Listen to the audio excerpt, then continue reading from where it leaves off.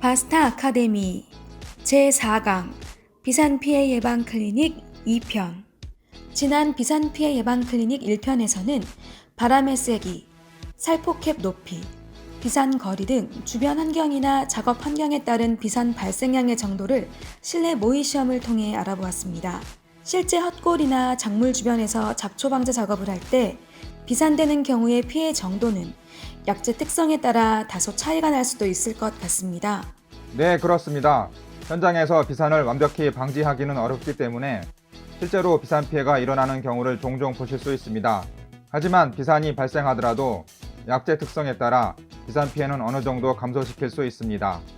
왼쪽은 살포액이 맞은 부위만 고사하게 되는 접촉형 약재의 특징이고, 오른쪽은 맞은 부위 외에도 작물 체내에 물관과 체관을 따라 이동하는 이행형 약재의 특징입니다.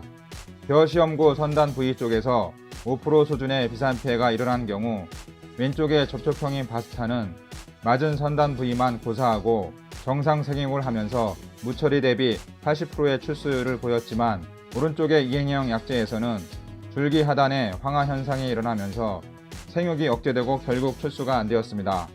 이행형은 2.5% 수준에서도 생육은 다소 나은 편이었지만 출수가 안 되는 것은 마찬가지였습니다.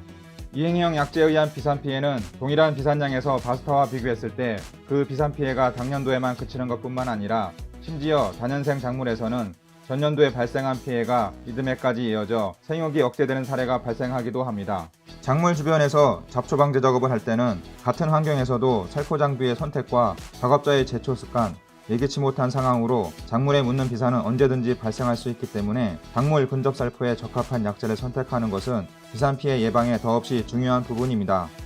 한 예로 봄철 과원에서 잡초 방제 작업을 할 때 방제기 밸브가 터져 10년생인 20여 그루에 바스타 살포액이 비산된 사례가 있었습니다. 당년도에 수확량 손실은 입었지만 새순이 돋으며 회복하면서 이듬해에는 정상적인 생육과 과실을 맺어 안정적인 수확을 할 수 있었습니다.